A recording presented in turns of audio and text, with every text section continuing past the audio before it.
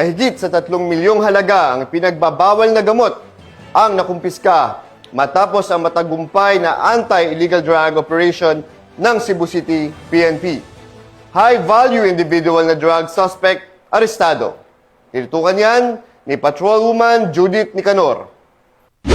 Nakumpiska ng Cebu City PNP ang higit 3 milyong halaga ng hinihinalang shabu mula sa isang high-value individual sa isinagawang bypass operation ng mga otoridad sa Sitio Camansi, Barangay Lorega, Cebu City nito lamang nakaraan.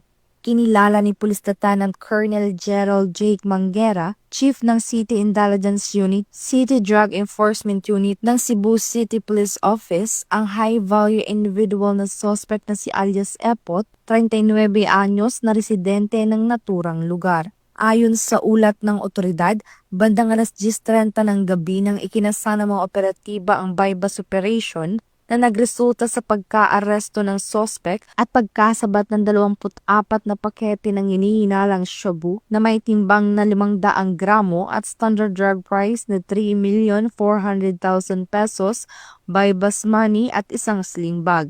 Samantala, kasalukuyang nasa kustodiya ng Cebu City Detention Facility ang suspect at maharap sa kasong paglabag sa Sections 5 and 11 ng Republic Act 9165 o ang Comprehensive Dangerous Drugs Act of 2002. Ang matagumpay na operasyon ng mga kapulisan ay patunay lamang ng kanilang dedikasyon upang matiyak ang kaligtasan at kaayusan ng ating komunidad para sa isang bagong Pilipinas.